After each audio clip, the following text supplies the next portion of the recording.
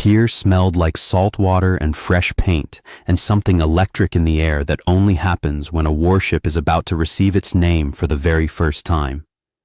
Emma had come straight from the hospital, still in her scrubs, badge on her chest, a dress in her bag she never got to change into because a critical patient came in at 6, and the morning stopped being about anything else. She had an invitation, handwritten, personal, from the executive officer of the USS Valor himself. The lieutenant at the gangway looked at it for 3 seconds. He read her invitation once, handed it back. "Ma'am, a handwritten letter and a pair of scrubs don't get you onto a classified naval vessel."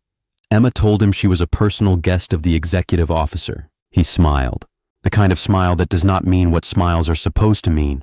"With respect," he said loud enough for the nearby crowd to catch every word. The executive officer's guests arrive looking like they belong at a naval commissioning, not like they just finished a hospital shift. He pointed toward the public area behind her. "There's a viewing section. You're welcome to watch from there." Emma's jaw tightened once, then released, and then a voice arrived from behind her, quiet, crossing the pier without effort. Emma Carter. She turned slowly. Admiral Cross was already walking toward her. "Before we go any further, if you know someone who served quietly and came home carrying things they never talked about, drop never forgotten below. Because this story is for every one of them." The USS Valor commissioning was the biggest naval ceremony on the San Diego waterfront in 3 years. Flags snapping in the sea breeze, families in pressed clothes lining the pier, senior officers in full-dress uniform moving through the crowd with the specific and purposeful energy of people who understood that today was the kind of day the Navy took seriously and expected everyone present to reflect that seriousness back. The gray hull of the warship rose above everything massive present, its name painted along the bow in letters large enough to read from the public viewing area 200 yards back. The smell of salt water and fresh paint and the specific metallic quality of a large naval vessel on a clear morning. The kind of ceremony that only happens once for any ship. The moment a warship receives its name permanently and everything the name represents becomes real. Emma arrived at 11:48 with 12 minutes to spare. Light blue hospital scrubs from a shift that had started at 6 o'clock in the morning when a critical patient came through the ER doors, and the day immediately stopped being about anything except keeping him alive. Her badge was still clipped to her left chest. Her blonde hair was loosely tied back from a morning that had not given her a moment to do anything with it properly. She had a dress folded carefully in her bag, clean pressed, chosen 3 days ago, when she first thought seriously about what today would look like that she fully intended to change into on board. She had done it before at naval events. 5 minutes in the head before anyone noticed. She had not thought it would be a problem. She had been wrong about that in the specific and unavoidable way that you are wrong about things when the morning has other plans and does not consult you before implementing them. She had been carrying the invitation for 3 weeks, a handwritten envelope delivered to the veteran hospital where she worked as lead trauma nurse, delivered by actual post, not email, not a digital confirmation, but a real envelope with real handwriting on the front that she had stared at for a long moment before opening it. Inside was a personal letter from Lieutenant Commander James Reyes, executive officer of the USS Valor, inviting her to the commissioning as his personal guest. She had read it twice, then folded it along its original creases and put it in her bag and told nobody about it because telling people would have required explaining who James Reyes was and how she knew him. And that explanation had doors in it. She was not ready to open to anyone.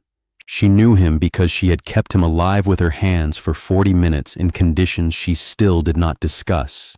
He had not forgotten. She had spent 3 years trying to. Lieutenant Cole was at the gangway when she arrived. Late 20s, dress uniforms starched to a crispness that suggested he had been up since before 5, making sure of it. The specific, practiced confidence of a junior officer who had been right about every first impression he had ever formed, and had accumulated enough consecutive successes at it that the possibility of being wrong had stopped feeling like a real category. He looked at Emma, the way certain people look at things that do not match the expected pattern of an environment. Not with hostility, just with the immediate and certain conviction that she was in the wrong place, and he was the correct person to redirect her to the right one. He read her invitation once.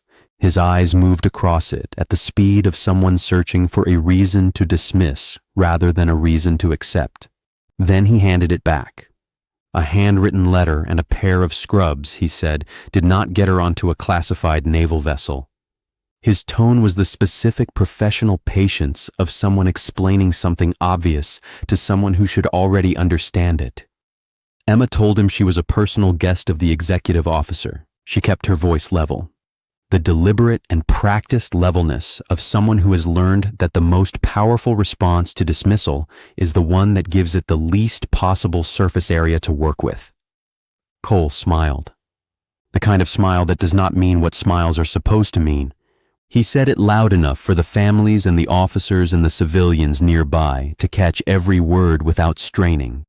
That the executive officer's guests arrived looking like they belonged at a naval commissioning, not like they had just finished a hospital shift. He paused to let that land. Then he pointed toward the public viewing area 200 yards back behind the rope line, where the crowd of civilian onlookers had gathered. He told her there was a viewing section. He told her she was welcome to watch from there.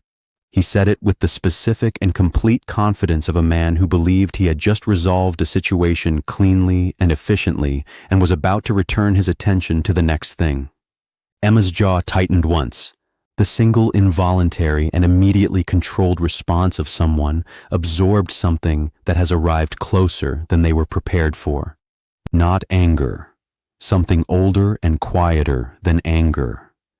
The specific and familiar weight of being looked at and having the person looking see everything except the thing that actually mattered.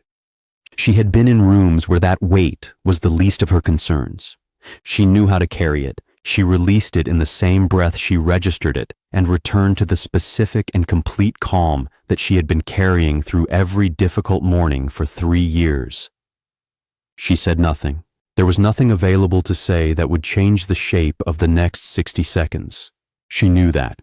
She had always known when a situation had moved past the point where words were the right tool for it. Then the voice arrived from behind her. Quiet, not raised. Crossing 30 feet of open pier the way important things cross distances, without effort, without announcement, simply arriving with complete certainty in the space it was always going to reach. Emma Carter, 2 words. Her name spoken by someone she had not heard in 3 years, in a voice she had not forgotten for a single day of those 3 years. She turned slowly, the specific and careful turning of someone whose body is buying 1 full second for the mind to confirm what the ears have just delivered. And Admiral William Cross was already walking toward her across the open pier with the measured and unhurried stride of a man who has somewhere specific to be and has never once needed to hurry to make his presence felt before he arrived. And Lieutenant Cole had just turned around and the color was leaving his face in the specific and irreversible way that color leaves a face when the ground disappears from under a position a person believed was solid. Admiral William Cross had been running 4 minutes late since leaving the command vehicle at the end of the pier. Not because of traffic or a scheduling failure, but because his aide had handed him a briefing document in the back of the car that he had been unable to put down until he finished it. A document that had nothing to do with the commissioning ceremony and everything to do with a personnel file he had never closed in 3 years and had opened again that morning when the confirmation came through that Emma Carter had accepted the invitation. He had walked the length of the pier, reading it with the focused attention of a man who understood that some documents deserved to be finished before the moment they described arrived. He had looked up from the final page, 40 feet from the gangway, and seen the confrontation already in progress. Had taken in Emma's scrubs and badge and the specific quality of her posture, and Cole's uniform and extended arm, and the crowd beginning to orient itself toward the developing scene, and had understood everything about what was happening in approximately 2 seconds because 2 seconds was all it had ever taken him to read a situation accurately. And that particular skill had not diminished with the years. He had seen her before he said her name, the blonde hair tied back, the badge, the way she was standing, the specific economy of stillness that does not belong to civilian nurses at naval ceremonies, but to people whose bodies have been trained to remain perfectly calm under pressure and have never fully unlearned it, regardless of what they are wearing when the pressure arrives. He had a classified photograph in her personnel file that he had looked at more times than he would admit to anyone. And he had recognized her face from 30 feet away with the immediate and complete certainty of someone who has been looking at a photograph long enough that the face in it has become as familiar as the faces of people they see every day. He said her name before he reached them, not as a command, not loudly, just as a fact being stated by someone for whom facts did not require performance to carry weight. Emma turned slowly. The motion had the specific and careful quality of someone whose body is buying exactly 1 second for the mind to confirm what the ears have just delivered. The specific turning of a person who needs to see before they can believe. She looked at him across the remaining distance, and something moved across her face that the previous 10 minutes of confrontation had not produced and could not have produced. Because what arrived in her expression when she saw Admiral Cross walking toward her was not a response to the morning she had been having, but to the 3 years she had been living since the last time she had stood in front of him. Not surprise, something older and considerably more complicated than surprise. The expression of someone encountering a piece of themselves they left behind and finding it present and unchanged and walking toward them across a naval pier on a Tuesday morning. Cross reached them. He stopped in front of Emma with the precise and unhurried stillness of a man who has arrived exactly where he intended to be and has no reason to rush what comes next. He looked at her for a moment, at the scrubs and the badge and the bag on her shoulder with the dress. She had not gotten to change into, and his expression carried something that his 40-year career had not taught him to fully conceal when it arrived, which was the specific relief of a man who has been wondering for 3 years whether a decision was right and has just received an answer by watching the person the decision concerned walk down a pier to a warship commissioning in hospital scrubs. Because she had been keeping people alive since 6 o'clock that morning and had not stopped long enough to change. He said, "It has been a while," Emma said. "Admiral," one word. Everything it needed to contain without anything additional. If you have ever been looked at by someone who saw everything about you except the thing that actually mattered, drop the words, "Never judge" in the comments right now. Because what Admiral Cross was about to show Lieutenant Cole about the woman he had pointed toward the public viewing section was going to permanently rearrange every assumption that officer had ever made about what belonging looked like. Cross turned to Cole. He did not raise his voice. He did not need to, and he had never needed to. And the specific quality of his silence before he spoke was itself a kind of pressure that made the people in its vicinity acutely aware of how much space they were taking up. He asked Cole whether he had read the invitation. Cole confirmed he had, sir. Cross asked what it said.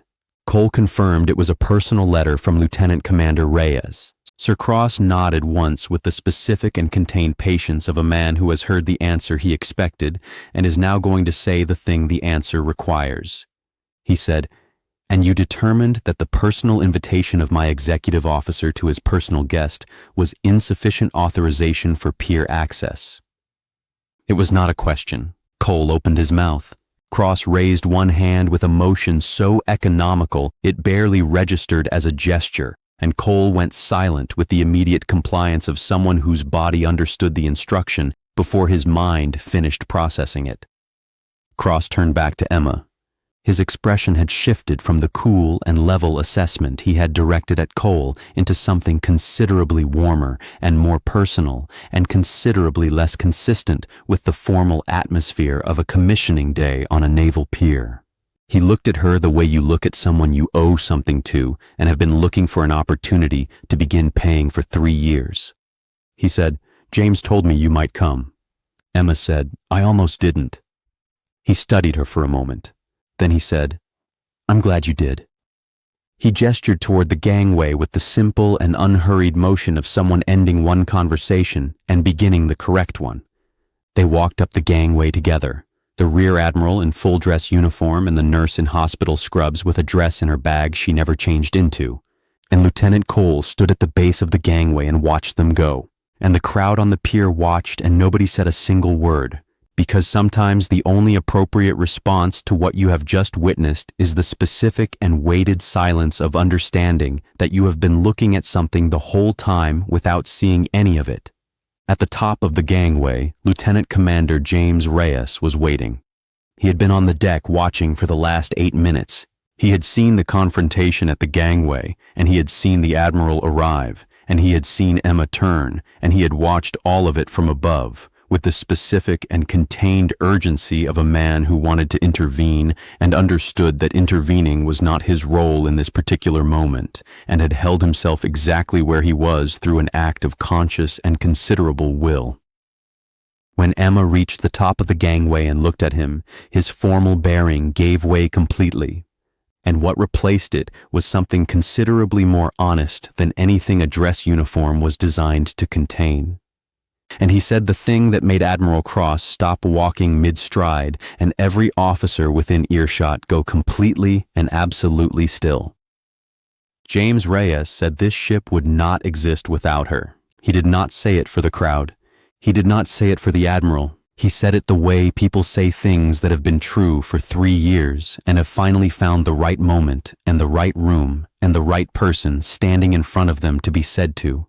He said it looking at Emma alone with the specific and undecorated directness of someone who has owed a debt for 3 years and is now in the presence of the person the debt belongs to and has run out of reasons to keep it to himself. Cross stopped walking.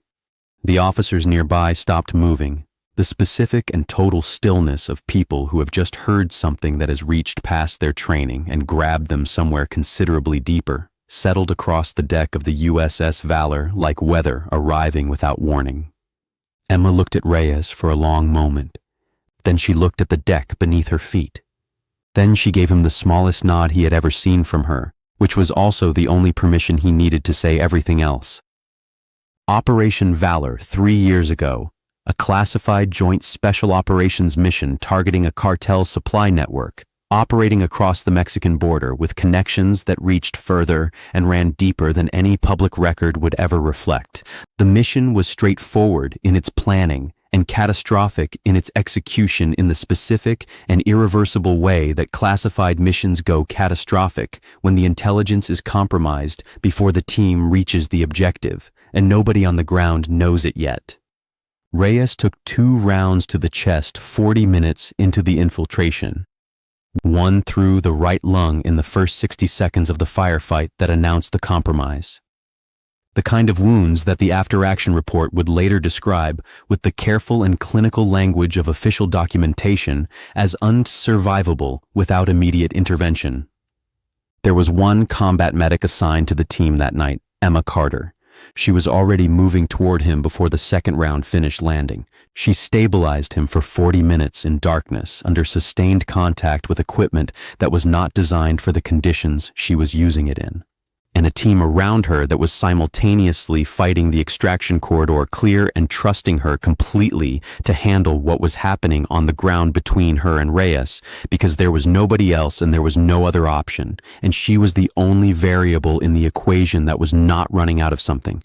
She kept him breathing with a specific and impossible precision of someone operating on training so deeply embedded it had become indistinguishable from instinct. When his legs stopped working 300 meters from the extraction point, she carried him. She did not ask for assistance, and she did not slow down, and she did not disclose the wound in her own left arm until they were on the helicopter, and Reyes was stable enough that she could afford to redirect her attention from him to herself. The wound had been there for 40 minutes before anyone else knew about it. 11 confirmed kills that night, and one, the one she had not planned, the one that had been a young woman in the wrong building on the wrong night, the one that only 3 people in the world knew about because the full classified report had 3 readers, and 2 of them were standing on this deck right now, that she had carried every single day since in the specific and permanent way that certain things are carried when there is no mechanism available for putting them down. She had resigned her commission 4 days after the debrief. She had not explained to anyone exactly why. She had walked into a veteran hospital the following week and asked for an application form and had been treated it as the only direction available to her, giving life back in the only way she could access after the direction she had gone that night and had not stopped since. Every shift, every patient, every 6 o'clock in the morning when the phone rang and she went in without being asked, because going in without being asked was simply who she was, regardless of what the previous night had cost her. Cross spoke after Rise finished. He addressed the officers gathered on the deck quietly, but with the resident and carrying quality of a voice that had been giving orders for 40 years and had never once needed volume to reach every person in the room. He said the USS Valor had been named for the classified operation whose success had prevented a significant cartel incursion across the southern border and secured the extraction of 3 undercover federal agents whose survival had depended entirely on the intelligence obtained that night. He said the woman who made the mission survivable was standing on this deck right now in hospital scrubs because she had been keeping people alive since 6 o'clock that morning and had not stopped long enough to change into anything else and had not considered for a single moment that the scrubs might be a reason not to come. He looked at Emma when he said the last part.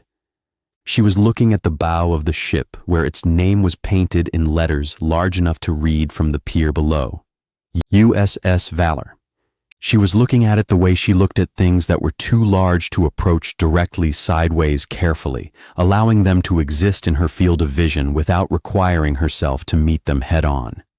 The crowd on the pier below had gone completely quiet. The commissioning ceremony had paused in the specific and unplanned way that ceremonies pause when something more important than the schedule has arrived uninvited and taken the room. Phones were raised along the rope line. The families who had come to watch a ship receive its name were watching something considerably different and considerably more permanent being said on the deck above them. A senior petty officer near the base of the gangway had removed his cap and was holding it against his chest without appearing to have made a conscious decision to do so. Lieutenant Cole was standing exactly where Emma had left him at the base of the gangway, and his face carried the specific and accumulating expression of a man whose understanding of what he had done that morning was arriving in increments rather than all at once, and each increment was heavier than the one before it. Then Cross reached into the inside pocket of his dress uniform jacket.